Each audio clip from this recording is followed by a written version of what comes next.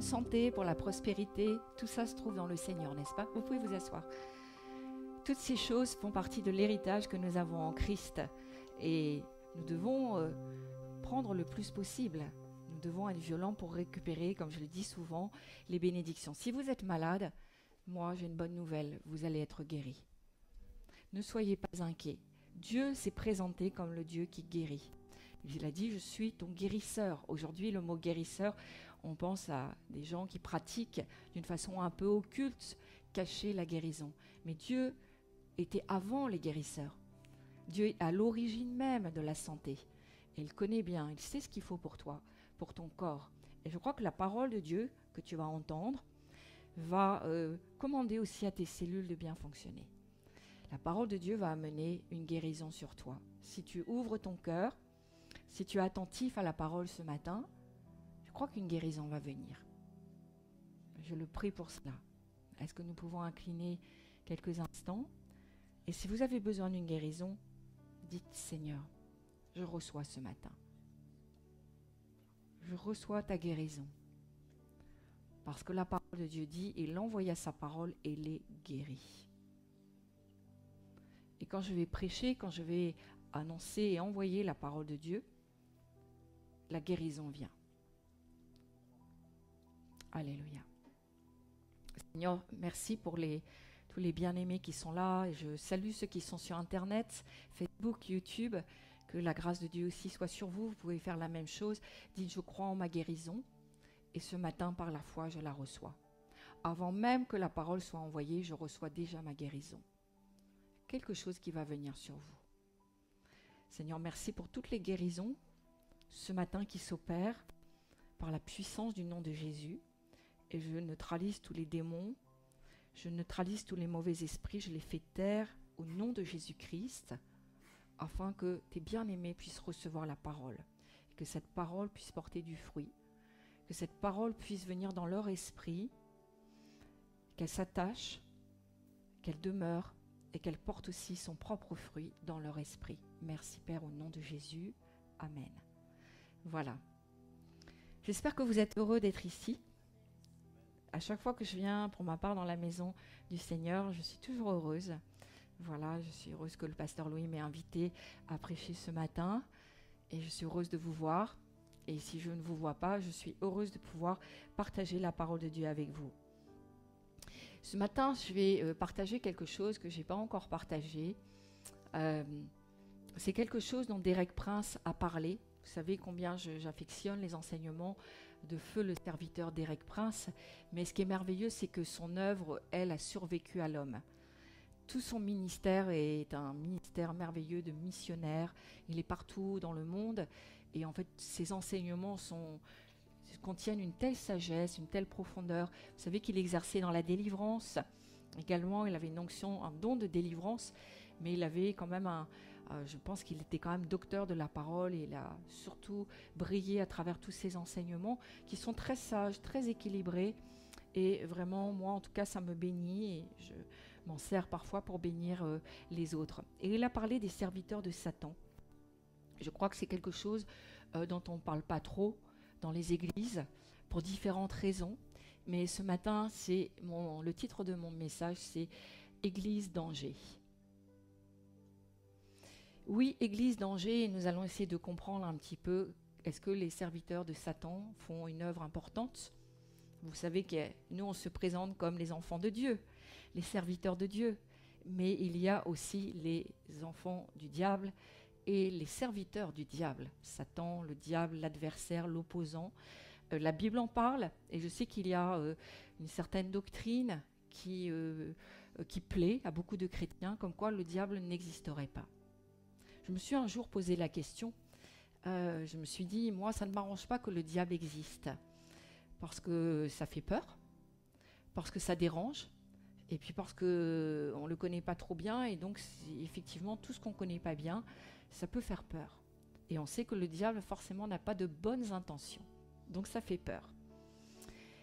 Et donc à l'époque, je n'étais pas dans une église évangélique, je ne connaissais pas la Bible. Et j'ai été m'acheter un livre comme ça dans une librairie chrétienne et j'étais très rassurée parce que dans la librairie, dans ce livre-là, il disait que le diable vraisemblablement n'existait pas.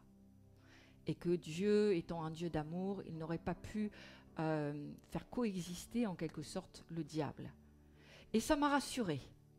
Je me suis dit, c'est la réponse que je voulais, mais bon, comme à l'époque je faisais des cauchemars et que dans mes cauchemars je voyais un peu des choses très difficiles, vraiment des choses qui pouvaient venir du royaume du royaume de Satan, je me suis dit non, il y a autre chose.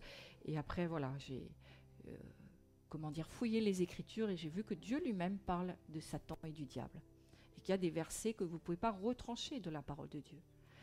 Et je me suis dit, c'est pas grave, le diable existe, mais Dieu est tout-puissant, oui, alléluia, comme je l'ai entendu, certes, mais il faut encore le voir dans notre vie que Dieu est plus puissant que le diable.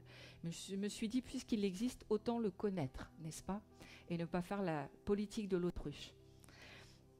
Et je crois que c'est un petit peu les attitudes aujourd'hui dans l'Église, dans les églises chrétiennes, c'est-à-dire qu'à l'égard de Satan, il y a deux extrêmes. Et il y a ceux qui effectivement ignorent le diable complètement, pensent qu'il n'existe pas parce que ça les arrange, comme ça ils n'ont pas peur.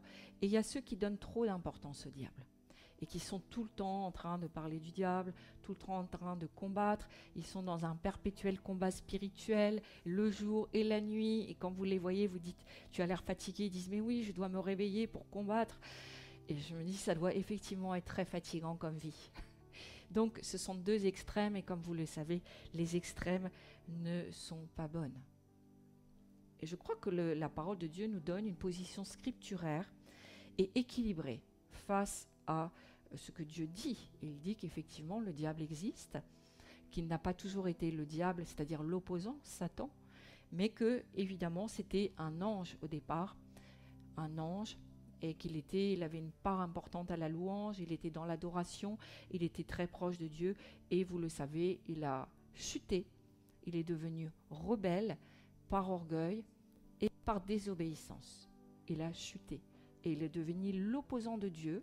Mais en devenant l'opposant de Dieu, je vous donne quelque chose que vous devez connaître, c'est qu'il est devenu votre opposant à vous qui êtes chrétien. Il s'oppose systématiquement à Dieu, au plan de Dieu. Il est contre les chrétiens et également les serviteurs de Dieu. Vous êtes devenu l'adversaire du diable. Et il est l'ennemi, il se présente vraiment, Dieu le présente comme un ennemi perpétuel et implacable de Dieu lui-même. Et je dirais de toute la race humaine entière, parce que lui, son projet pour le monde, c'est de mettre le monde sous sa domination. À chaque fois que vous voyez du contrôle et de la domination comme ça, vous pouvez vous dire que peut-être il se peut que le diable ne soit pas loin. Et nous voyons que dans le gouvernement mondial que le diable souhaite mettre en place, il y a une histoire de contrôle de la race humaine, de domination de la race humaine. Et la Bible nous dit dans Apocalypse 12, 9, il est décrit comme le grand dragon, le serpent ancien, appelé le diable et Satan, celui qui séduit toute la terre. Il y a comme un envoûtement, une séduction, et il exerce évidemment déjà une domination sur une grande majorité de l'humanité, et notamment déjà tous ceux qui sont rebelles à Dieu, tous ceux qui s'opposent à Dieu, qui vous disent je ne veux pas de Dieu, je suis contre Dieu, voilà, je lève le poing contre Dieu, tout ce qu'on peut entendre. Effectivement, ils sont un peu les enfants du diable, et Éphésiens 2.2 nous décrit le diable, et il nous dit la chose suivante, donc Éphésiens 2.2, l'esprit qui agit maintenant dans les fils de la rébellion. C'est-à-dire que sur cette terre, il y a des fils et des filles qui sont poussés par des forces qui ne comprennent pas et qui ne contrôlent pas. Et derrière, nous pouvons penser qu'il y a Satan, il y a le diable, et ils ne le savent pas forcément, ils ne le font pas sciemment, mais en tout cas, chaque fois que quelqu'un est rebelle à Dieu, quelqu'un lève le poing contre Dieu, nous savons qu'à ce moment-là, la Bible dit, l'esprit qui agit dans les fils de la rébellion, c'est l'esprit de l'Antéchrist, c'est l'esprit du diable. Il n'y a pas de neutralité dans le monde de l'esprit. Des fois, vous évangélisez, vous dites, j'ai eu un bon contact. Qu'est-ce que nous mettons dans bon contact? Est-ce que c'est parce que la personne ne vous a pas craché au visage et elle n'a pas dit des blasphèmes concernant Dieu? Mais parfois, ça peut arriver. Mais je crois que Dieu est tout-puissant et que les gens ne sont pas forcément conscients aussi qu'ils sont manipulés, contrôlés par des forces qui sont diaboliques. Et il faut témoigner. Et on peut avoir un moins bon contact. Parce que la personne vous insulte, elle vous crache dessus, elle est désagréable. Mais ce que vous allez lui dire va percuter son cœur. Parce que le Saint-Esprit va s'en saisir. Méfiez-vous des bons contacts dans l'évangélisation. Un bon contact me paraît très neutre. Un bon contact, c'est un sourire derrière. C'est la personne qui fait semblant d'écouter. C'est le contact que vous devez avoir. C'est dans le monde spirituel, vous voyez. Ne dites pas j'ai eu un bon contact. Dites je crois spirituellement quelque chose s'est passé dans la personne. Nous, on ne travaille pas avec les bons contacts dans l'évangélisation. Pardonnez-moi si je vous choque. Mais perdez l'habitude de dire on a eu des bons contacts. Surtout quand personne ne vient derrière. Remettez-vous en question, jeûnez, priez. Cherchez les paroles de connaissance. Cherchez les dons du Saint-Esprit. Et vous n'aurez pas des bons contacts. Vous aurez des conversions. Je crois que l'Église ne jeûne pas assez, ne prie pas assez. Et s'il y a bien un domaine où nous devons jeûner et prier, c'est celui de l'évangélisation. Il nous faut arriver des fois dans le jeûne et dans la prière et être dirigés uniquement par le Saint-Esprit. Il y a des gens, vous n'irez pas les aborder parce que vous voulez plus de bons contacts. Vous voulez des conversions. Ça change tout. Des fois, ça m'est arrivé d'aller parler à des gens qui avaient l'air rebelles, qui avaient l'air désagréables. Mais parce que simplement le Saint-Esprit me disait, ne regarde pas l'apparence, va lui parler. Il faut être guidé et dirigé par le Saint-Esprit. Et je parle à ceux qui évangélisent, mais je parle à tout le monde, parce que tous on doit aller évangéliser. Ne regardez pas l'aspect extérieur.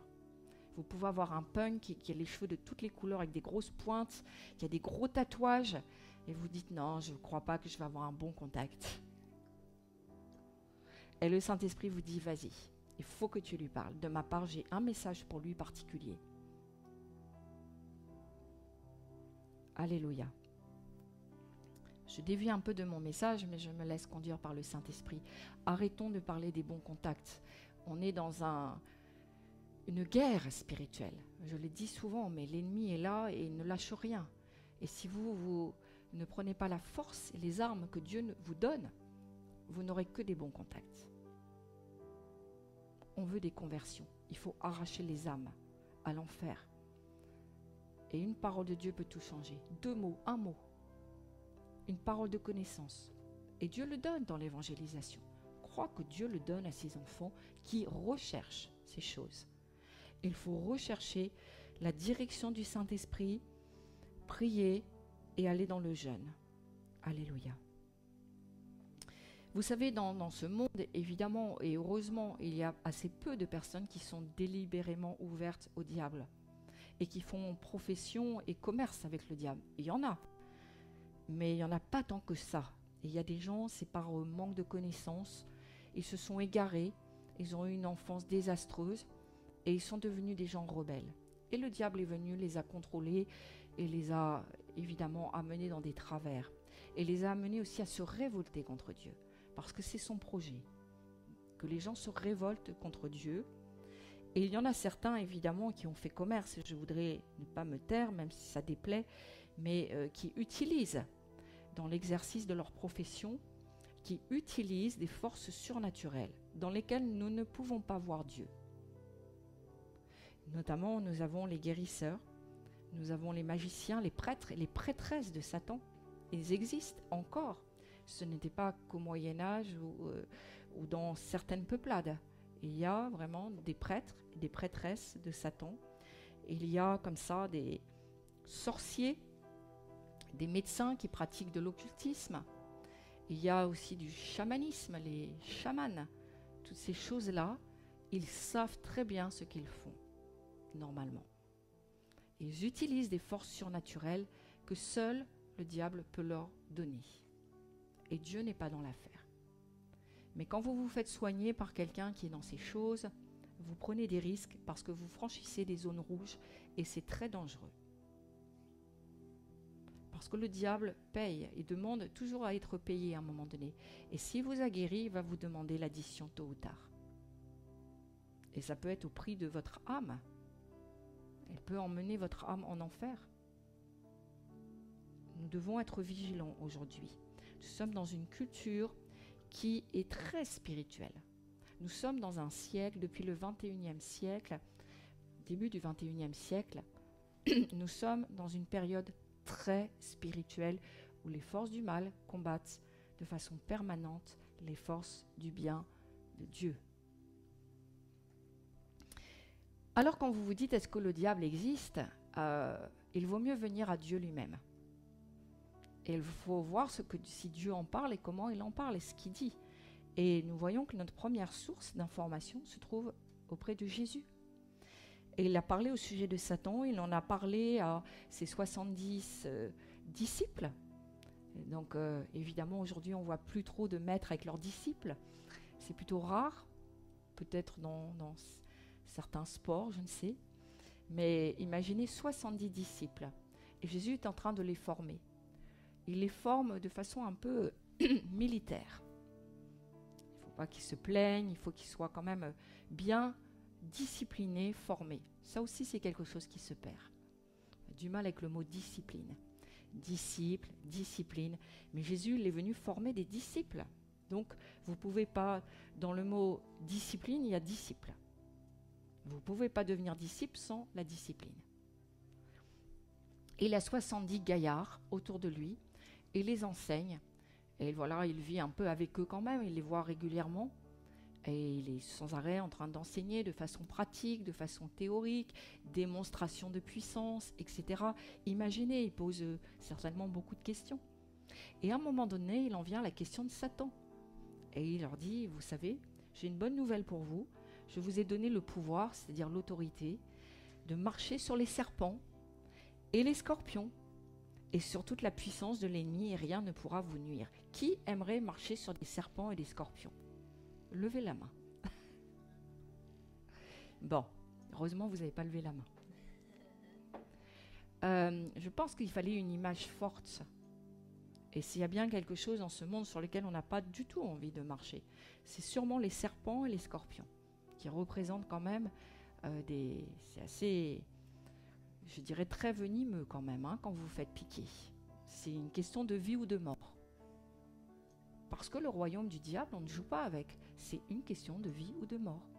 Et si Jésus a pris cette image-là, avec les serpents et les scorpions, je crois que les serpents, ça doit être la deuxième plus grande peur de l'homme, les serpents.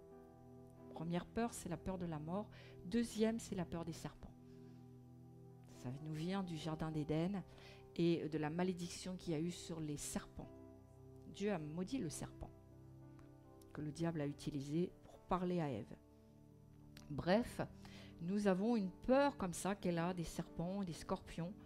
Et le Seigneur Jésus nous dit, ne craignez pas. Effectivement, les démons même nous sont soumis. Les disciples viennent, les 70, une fois qu'ils ont un peu fait de l'entraînement en dehors de Jésus. Et il dit, waouh, c'est dingue. Jésus, c'est fou. Seigneur, c'est incroyable. Les démons même nous sont soumis en ton nom. On annonce le nom de Jésus. Et on voit que les démons, ils sont là, ils tremblent, ils s'en vont. Waouh! Ils découvrent ça, ils trouvent que c'est extraordinaire. Vous ne trouvez pas que c'est extraordinaire quand même? Il nous suffit de brandir le nom de Jésus, d'invoquer le sang de Jésus et on voit, ils partent. Hein, et ils ont peur. Et il leur explique, il dit oui, parce qu'en fait, je vous ai donné le pouvoir et l'autorité. Et en fait, toute la puissance du malin, du mal, de Satan, rien ne pourra vous nuire. Et moi, j'aime ce rien. Parce que je suis servante de Dieu, parce que j'exerce la délivrance, moi, je me cale dans le verset. Je dis, Seigneur, j'ai reçu l'autorité, le pouvoir, la domination sur tout ce qu'il peut y avoir de pire sur cette terre, sur les démons, sur toute la puissance de l'ennemi, et tu me dis que rien ne pourra me nuire. Il peut y avoir des flèches, il peut y avoir des petits épisodes un petit peu plus compliqués, mais au final, rien ne pourra me nuire. La maladie ne pourra pas te nuire. La maladie n'aura pas raison de toi. Si tu crois que tu as raison, que tu as autorité sur le diable. Et c'est le diable qui envoie la maladie. Dieu n'a rien à voir avec la maladie. Avant même que ta maladie vienne, il t'a dit « Je suis celui qui te guérit ».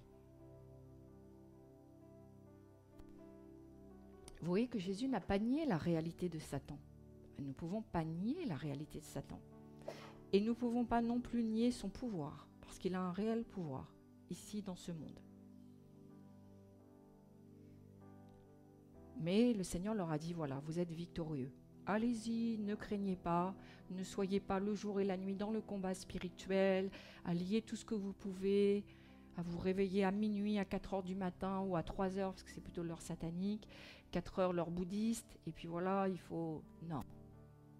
Il les a rassurés. Et vous voyez, ça c'est, je dirais, la parole de Dieu, elle est toujours équilibrée. Elle ne nous rend pas peureux, elle nous libère.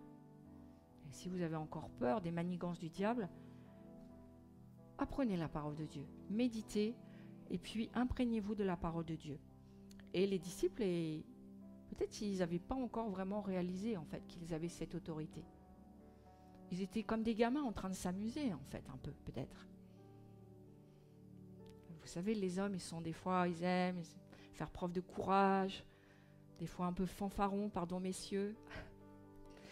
Et en fait, ils sont arrivés 70 comme ça. Imaginez à l'évangélisation, 70 qui débarquent. Forcément qu'on a dû les voir. Hein. Et je pense qu'ils ont dû quand même s'amuser. Au début, peut-être même, ils n'y croyaient pas. Et après, forcé de constater, wow, ils étaient quand même très enthousiastes. Ils ont dit, wow, c'est fou quand même.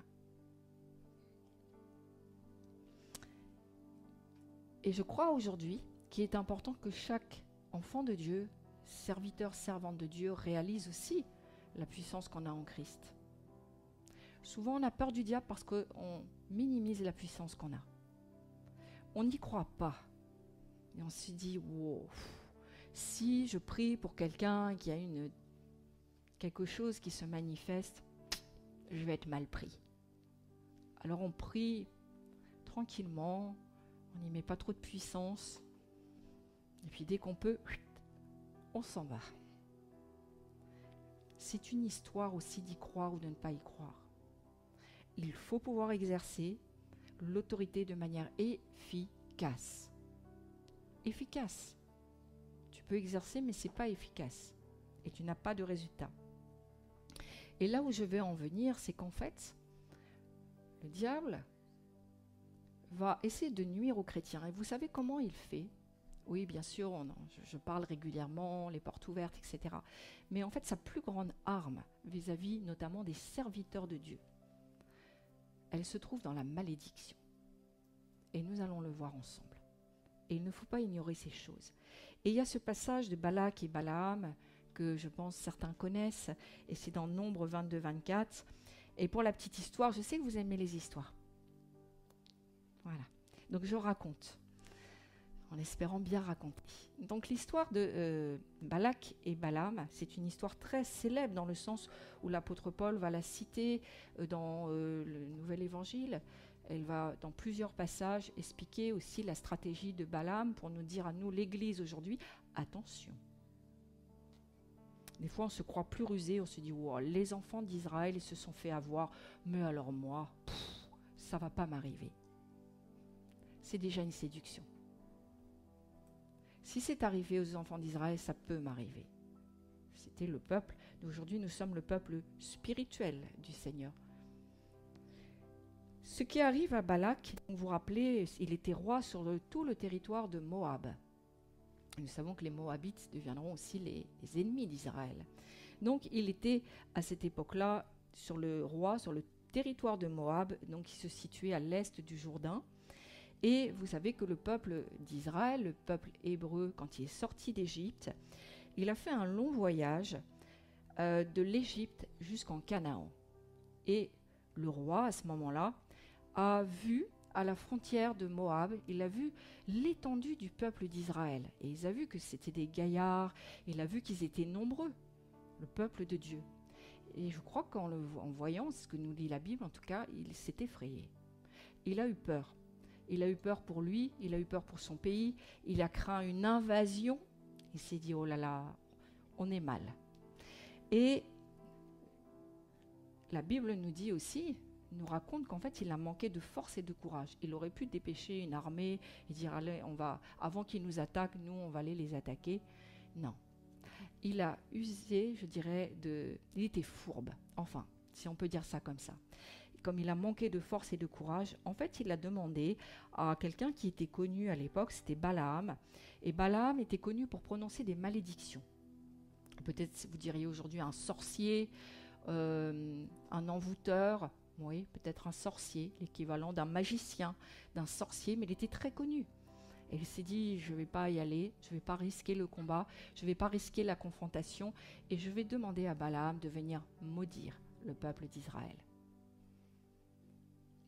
Et en fait, Balak, ce qu'il espérait secrètement, c'est que le peuple d'Israël allait s'affaiblir.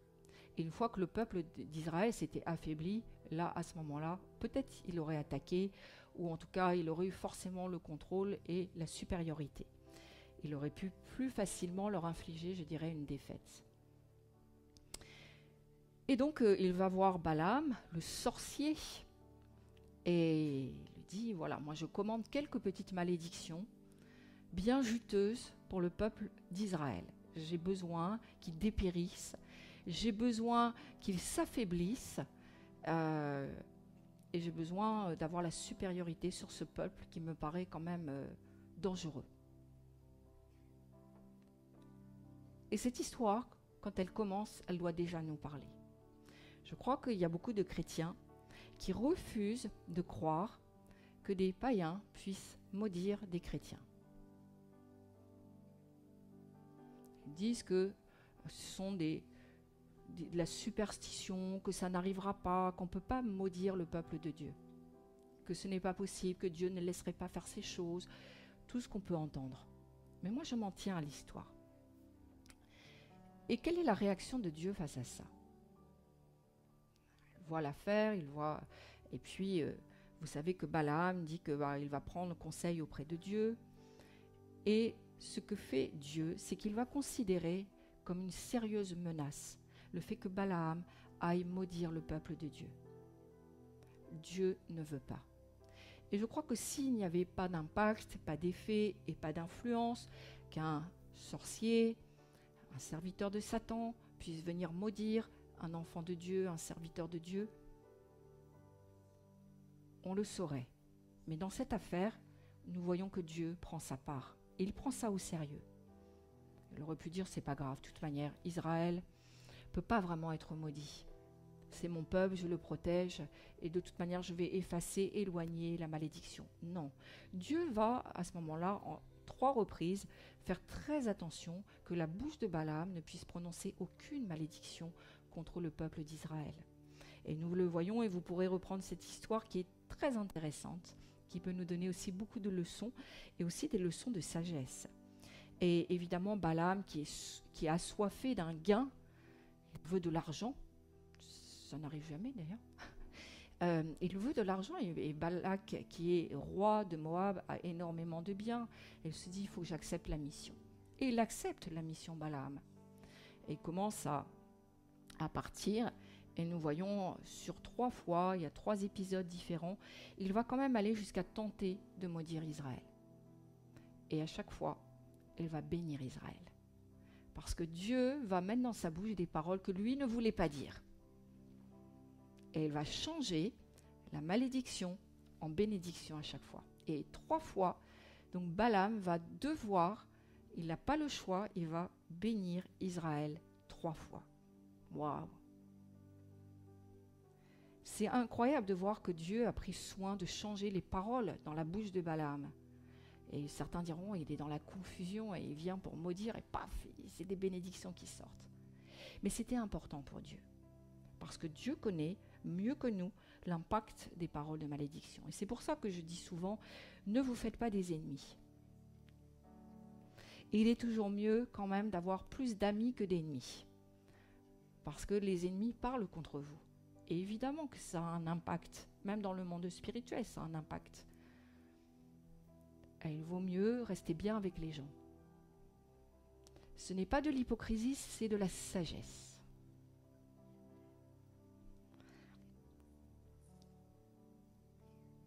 Nous lisons ça dans Deutéronome 23:5. Moïse rappela cet incident à Israël comme étant l'évidence de l'amour de Dieu pour eux.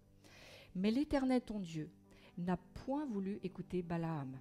Et l'Éternel ton Dieu a changé pour toi la malédiction en bénédiction, parce que tu es aimé de l'Éternel ton Dieu. C'est pas beau ça?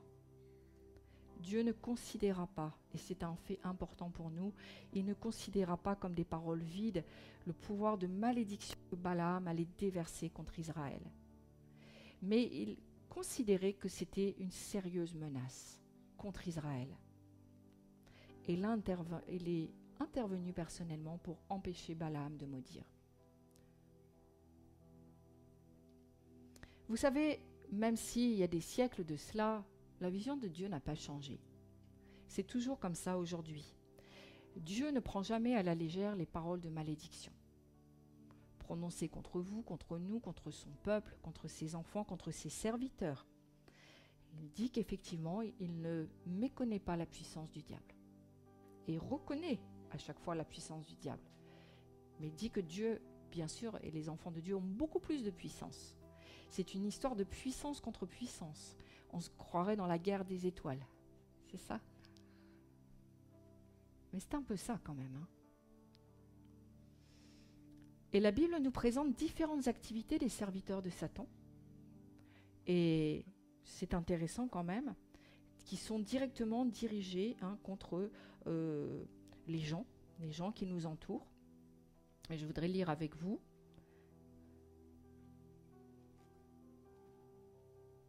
Donc c'est dans Ézéchiel, chapitre 13, versets 17 à 20. Ézéchiel. Voilà, je n'ai peut-être pas la même version que vous. Et toi, fils de l'homme, porte tes regards sur les filles de ton peuple qui prophétisent selon leur propre cœur et prophétisent contre elles. Tu diras, ainsi parle le Seigneur l'Éternel, malheur à celles qui fabriquent des coussinets pour toutes les aisselles, c'est-à-dire c'est des charmes magiques en fait, ça, le terme, et qui étaient posés sur les manches en particulier des hommes, des chemises des hommes, et qui font des voiles pour la tête des gens de toute taille afin de surprendre les âmes. Donc le terme aussi, c'est plutôt chasser les âmes, c'est-à-dire faire mourir. Pensez-vous surprendre les âmes de mon peuple et conserver vos propres âmes? Vous me déshonorez auprès de mon peuple pour des poignées d'orge et des morceaux de pain, en tuant des âmes qui ne doivent pas mourir et en faisant vivre des âmes qui ne doivent pas vivre, trompant ainsi mon peuple qui écoute le mensonge. C'est pourquoi ainsi parle le Seigneur l'Éternel, voici j'en veux à vos coussinets, donc à vos charmes magiques, par lesquels vous surprenez les âmes, afin qu'elles s'envolent. Donc c'est chasser un peu des âmes comme des oiseaux, faire mourir en fait. Voilà, en fait, le passage d'Ézéchiel, même si on ne connaît pas tous les détails aujourd'hui, et moi je ne connais pas ce qui se font exactement dans la sorcellerie, mais en tout cas, il semble qu'il y avait des femmes à l'époque qui jouaient le rôle de sorcières. Et donc, quand quelqu'un avait une dispute avec quelqu'un d'autre, quand quelqu'un se faisait un ennemi, une ennemie, il pouvait aller auprès de la sorcière et dire, voilà, écoute, je vais louer tes services contre de quelque chose. Il y avait du troc comme ça, donc de l'orge ou des choses à manger. Et donc, elle exerçait sur l'autre personne de la magie. Donc c'était une méthode, des charmes magiques qui devaient être mis sur les vêtements des gens et qui étaient censés donc faire mourir les personnes. Donc évidemment quand la parole de Dieu en parle, nous voyons que les gens, c'est comme un meurtre en fait. Dieu considère ça comme un meurtre. Et c'est pas parce que vous faites ça par procuration ou vous faites ça et que vous n'avez pas touché à la personne, juste de lui mettre quelque chose sur le vêtement ou autre, c'est vu comme bien sûr quelque chose d'abominable, c'est un meurtre. Et ces pratiques de sorcellerie, même si ce n'est pas les mêmes, mais nous savons que ça a traversé les siècles, il y en avait beaucoup au Moyen-Âge, et puis peut-être vous l'ignorez, mais il y a toujours des prêtres et des prêtresses de Satan qui font également des choses abominables, dans le secret aussi, mais certains ont été relayés aussi, et nous avons quelques témoignages, et notamment nous savons par exemple quand au niveau des prêtres et des prêtresses, quand quelqu'un voulait amener une malédiction sur une personne, voire sur une famille, il passait des fois par des prêtres de Satan et qui établissaient par écrit les termes de la malédiction. Ça passe souvent par l'écrit, moi je le vois aussi dans mon ministère. Et ensuite, il donnait une cérémonie magique et durant laquelle, bien sûr, était déclarée la malédiction sur la personne. Et voilà, donc il y avait ou une personne ou une famille qui était visée et le prêtre recevait pour cela un salaire. Vous voyez, c'était des adorateurs de Satan en quelque sorte. Donc, il y a une façon d'utiliser des malédictions et des arts magiques. Et nous savons que c'est pas aujourd'hui, il y a toujours ces choses. Ce n'est pas parti. Et certains pensent que c'est qu'en Afrique, c'est qu'en Asie. Mais je crois qu'en Europe, nous avons ce type de pratique. Nous en avons un peu partout. Il y en a en Asie, il y en a en Afrique, en Océanie, en Amérique centrale, en Amérique du Sud, en Europe aussi. Donc il y en a vraiment un peu partout.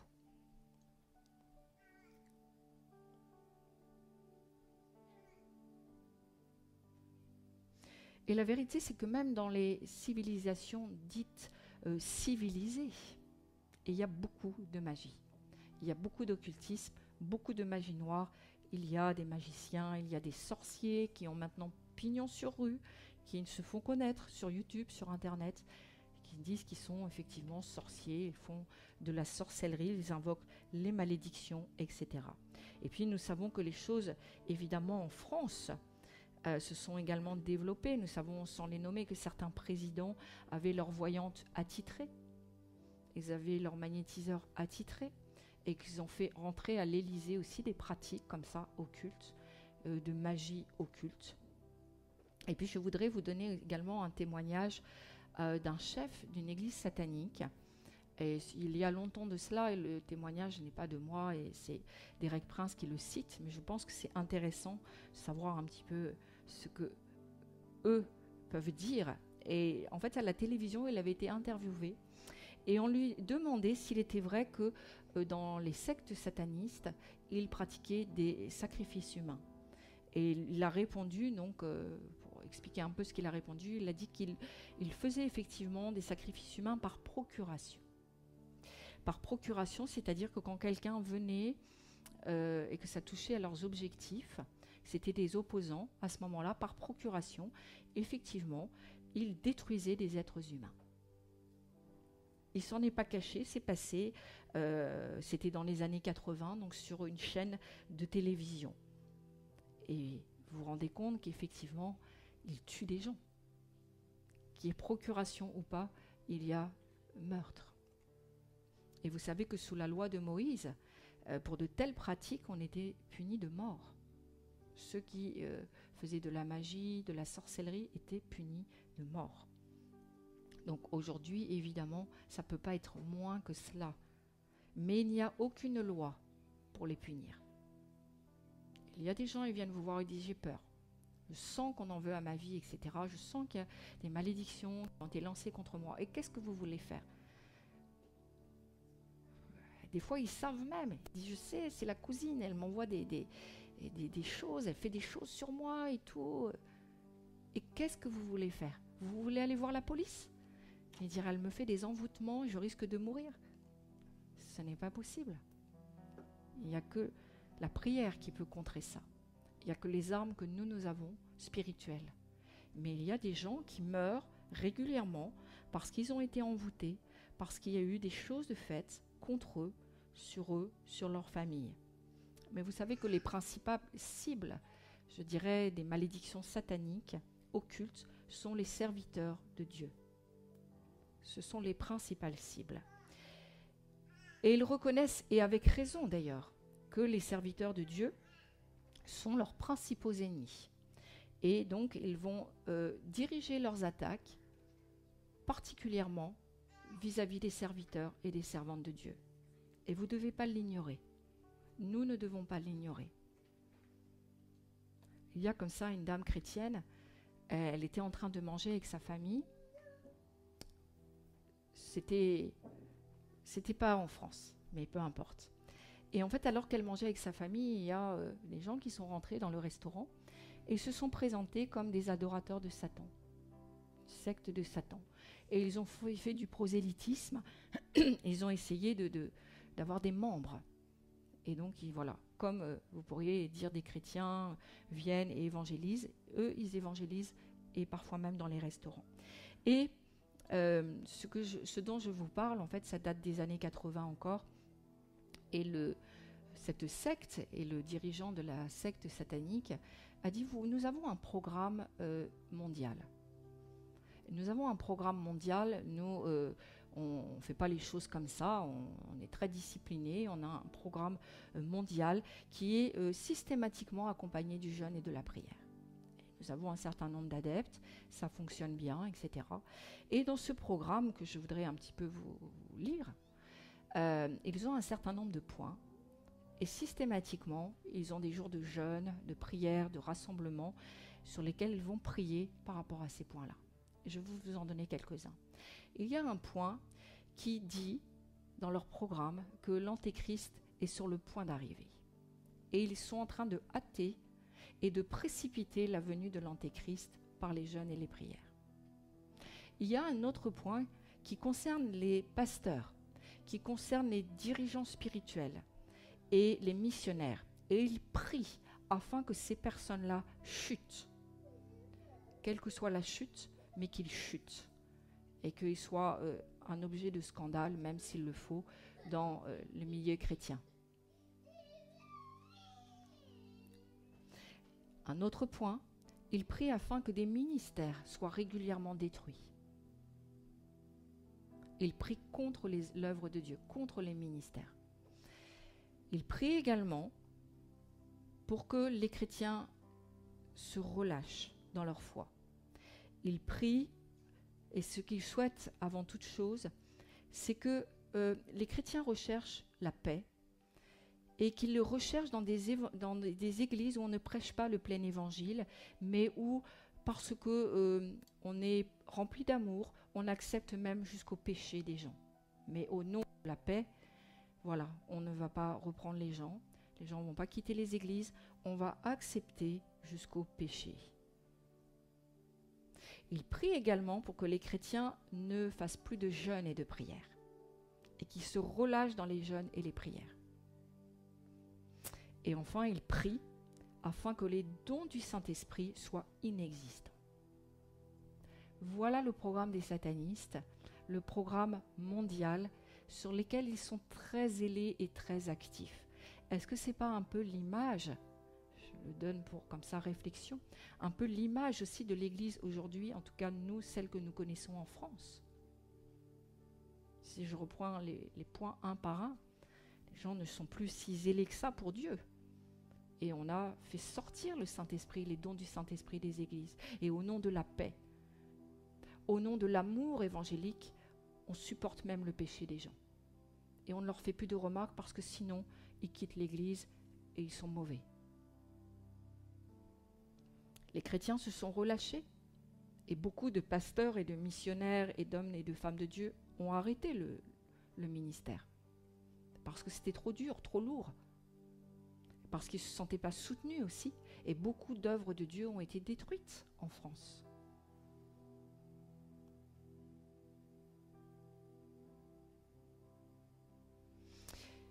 Ce n'est qu'une preuve, parmi tant d'autres, que l'Église de Jésus-Christ subit des attaques intenses et systématiques qui viennent du diable.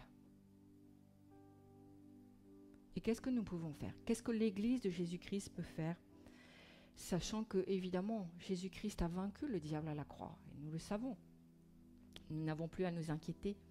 Est-ce qu'il faut... comment pouvons-nous nous défendre face à ça?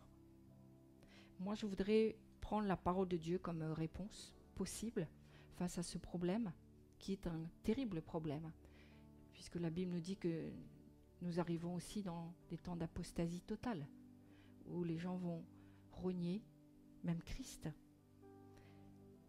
Et nous avons besoin plus que jamais, frères et sœurs amis, de la protection de Dieu. Ce n'est pas, je le dis d'une façon légère, mais ce n'est absolument pas léger.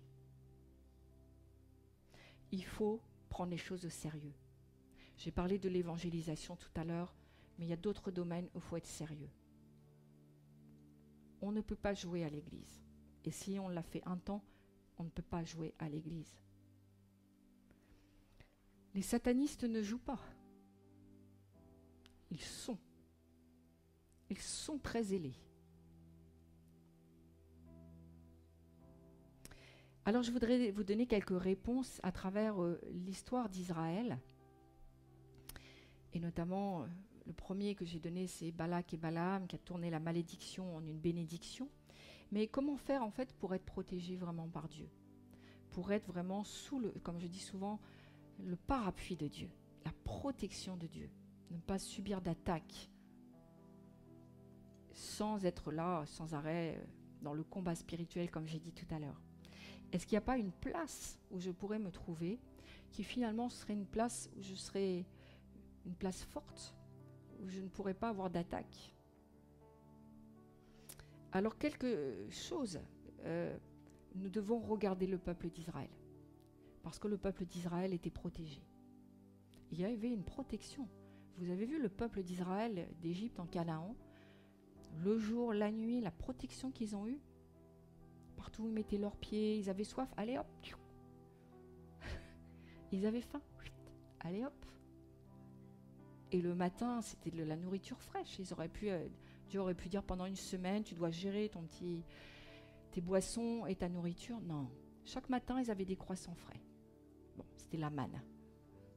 Mais chaque matin, ça se renouvelait. Il n'y avait rien de rassis, rien de desséché, rien de sec. Toujours la meilleure part.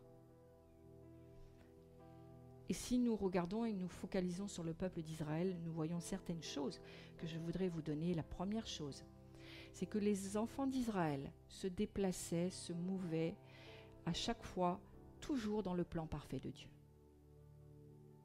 Ils étaient où il fallait être le jour, ils étaient là où il fallait être la nuit, et ils suivaient, je dirais, les inclinations.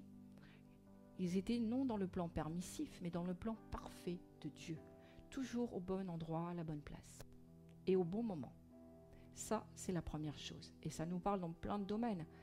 Quand nous sommes un ministère, nous devons œuvrer dans, je dirais, la part que Dieu a voulu pour nous. Si je suis dans la délivrance, je ne vais pas aller exercer de le prophétique. Je ne suis plus dans la volonté parfaite de Dieu.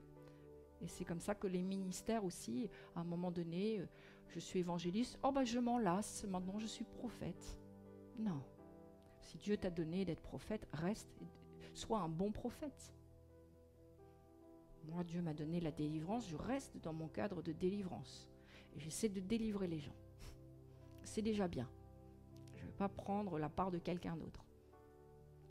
Quelle que soit la part que Dieu t'a donnée, le don que Dieu t'a donné, ne cherche pas à attraper le don d'un autre. Ne cherche pas à prendre la part que Dieu t'a pas donnée. Sois dans le plan parfait de Dieu. Deuxième chose, ils étaient conduits jour et nuit, comme je l'ai dit, de façon complètement surnaturelle. Vous pouvez reprendre, moi j'aime lire parce que je me dis, wow, c'est quand même incroyable ce qu'ils ont vécu. J'aimerais que quand je serai aux noces de l'agneau, ils me racontent un peu ce qu'ils ont vécu. Parce que ça devait être quand même très très surnaturel et prodigieux ce qu'ils ont vécu. Et en fait, le jour, la nuit, ils avaient à chaque fois une direction du Saint-Esprit. Ils avaient une direction pour le jour, la nuit était là, et ils avaient également une direction pour la nuit. À chaque fois, ils cherchaient pour une tâche précise, pour une direction précise, Saint-Esprit, où? Où est-ce que je dois être? La nuit, la colonne de feu, et il devait effectivement être la nuit à certains endroits pour que la colonne de feu soit là aussi, hein, et le jour à certains endroits pour que la nuit soit là. Ça correspond pour nous chrétiens aujourd'hui à la direction du Saint-Esprit. Il faut que tu sois conduit par le Saint-Esprit. Comme j'ai dit tout à l'heure, même dans les petits détails. Des fois, on remet notre journée, on avait prévu déjà un certain programme. Il faut pouvoir se laisser déranger. Des fois, vous avez prévu d'aller faire vos courses entre 10h et 10h30. Et puis, comme vous avez prié le matin, tout est décalé. Et bien, finalement, on va faire les courses à 18h.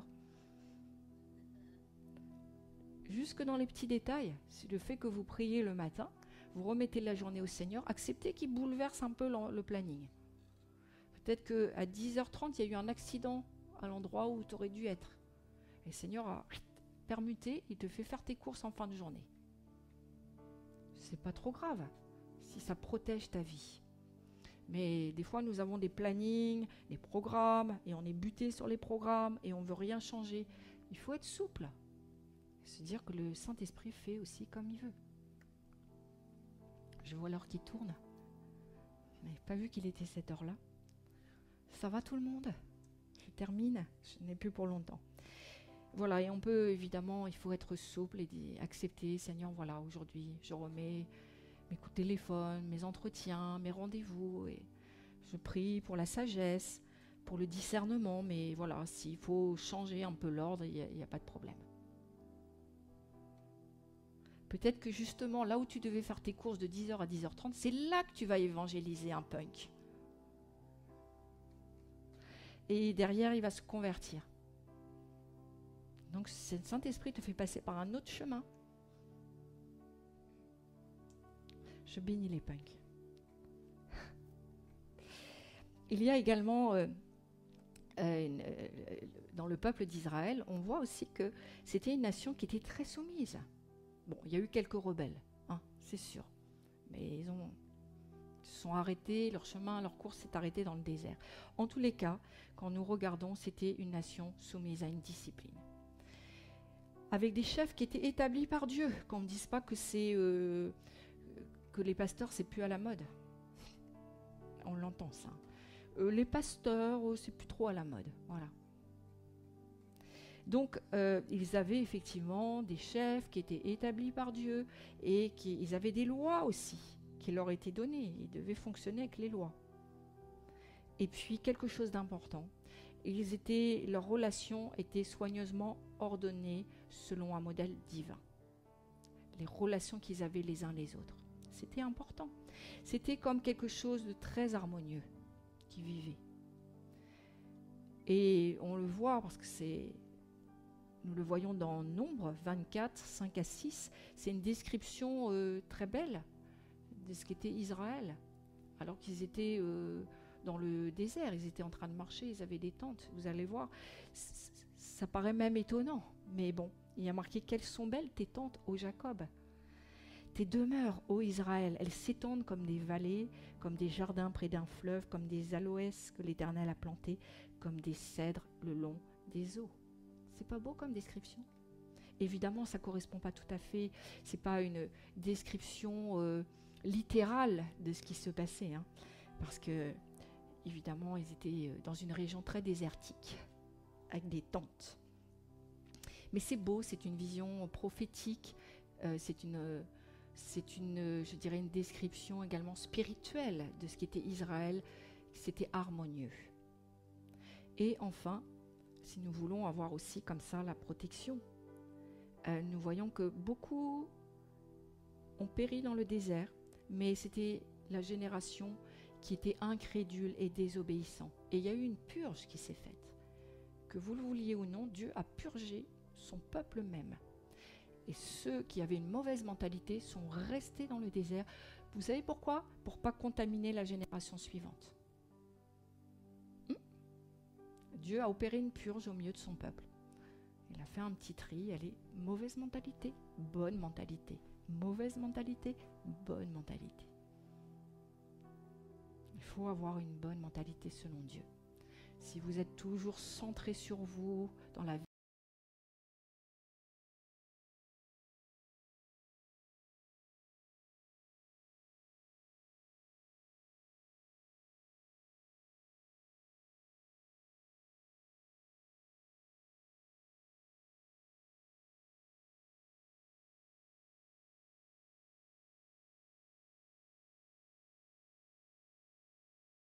de tout ça, c'est qu'effectivement, quand nous le voyons, les caractéristiques principales d'Israël, c'était une communauté ordonnée. Les gens étaient guidés par le Saint-Esprit, et chacun avec avait vraiment choses. Vous êtes âgé. Crée aussi des inimitiés. J'ai les peurs, j'ai des inimitiés. Il faut mourir à son homme.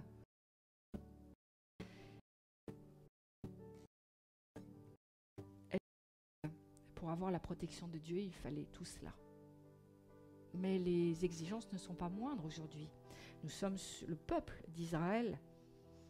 Pardon, nous sommes le peuple de Dieu aujourd'hui, comme Israël était le peuple et demeure le peuple de Dieu. Mais je crois qu'il faut vraiment prendre au sérieux ces choses. J'ai une mauvaise nouvelle, c'est qu'effectivement le peuple d'Israël, après la malédiction qui s'est tournée en bénédiction de Balaam, ont succombé à cause notamment des femmes qui ont constitué un piège et à cause de l'idolâtrie. Mais en tous les cas, pour nous, Église, aujourd'hui, les tactiques ne sont pas différentes. C'est toujours la séduction. Le diable utilise la séduction pour nous. Et les chrétiens qui vivent dans une obéissance au Seigneur, qui veulent vivre dans la volonté parfaite de Dieu, qui veulent être soumis au Saint-Esprit et qui vraiment veulent et recherchent être en harmonie les uns avec les autres, ils peuvent s'attendre à une protection totale de Dieu contre Satan sur eux. Mais les chrétiens indisciplinés, les chrétiens qui sont désobéissants, les chrétiens qui vivent dans le désordre, les chrétiens qui prétendent comme ça à la protection de Dieu, en brandissant notamment le psaume 91, je peux vous dire malheureusement qu'il n'y a pas vraiment la protection de Dieu. Et ils peuvent être la cible de problèmes, de flèches. Il nous faut rechercher ces choses. Et il nous faut être des enfants obéissants. Soumis. Il faut écouter le pasteur Louis. Et s'il vous donne une direction, un conseil, croyez que Dieu l'a inspiré. Vous savez, même s'il n'a pas reçu une parole pour vous, le fait que vous puissiez vous soumettre dans l'humilité et dire « Pasteur, qu'est-ce que tu en penses ?» Eh bien, Dieu va bénir cette démarche. Et vous serez forcément bénis de par votre discipline, votre soumission. Et soyez vraiment, je dirais, les uns et les autres en harmonie. Alléluia. Mais je sais que cette église est une église où les gens s'aiment. Voilà, je vais prier quelques instants. Seigneur, nous te louons, nous te bénissons et nous te remercions pour ton enseignement. Seigneur, merci parce qu'il ne s'agit pas de craindre, mais il s'agit au contraire de dénoncer les choses parce que c'est la vérité qui nous affranchit. Et Seigneur, nous savons que tu nous as tout donné et nous savons qu'avec l'arme aussi de la vérité, de la parole de Dieu, nous pouvons aussi éloigner de nous bien des problèmes, bien des flèches. Seigneur, nous ne voulons pas craindre, mais au contraire, nous sommes là, bien présents, zélés, conduits et renouvelés chaque jour par la puissance du Saint-Esprit. Je prie pour chacun de mes frères et sœurs et pour chaque personne sur Internet. Et je prie afin que vous puissiez comprendre d'une façon spirituelle ce que j'ai voulu dire et rentrer dans la volonté parfaite de Dieu. Arrêtez de chercher à tordre le bras de Dieu. Si Dieu ne vous donne pas, comprenez derrière qu'il ne veut pas que ça devienne une malédiction pour vous. Seigneur, je te loue pour l'obéissance et le modèle que nous avons dans le peuple d'Israël. Parce que souvent nous critiquons en disant ils étaient comme si, ils ont failli pour cela, leur foi était faible. Mais Seigneur, aujourd'hui nous voulons prendre la part positive et la part aussi qui va nous élever. C'était un peuple soumis, discipliné. Ils s'aimaient les uns les autres et ils marchaient ensemble, dans les larmes et dans la joie comme nous l'avons chanté. Mais ils étaient éprouvés ensemble et se soutenaient les uns les autres. Et il y avait au milieu d'eux une force et un amour qui venaient de toi. Seigneur, je prie pour cette église qui me reçoit, afin que dans les larmes et dans la joie, les gens puissent se soutenir, les gens puissent s'aimer et que tu fasses couler dans leurs veines l'amour qui vient de toi. Tu es la source de l'amour et merci Père de gloire. Je prie au nom de Jésus pour la guérison. Tous ceux qui sont malades aujourd'hui, au nom de Jésus-Christ, je déclare votre guérison. Je chasse tout démon de maladie. Je le réprime dans le nom puissant de Jésus-Christ. Recevez vraiment votre guérison au nom de de Jésus.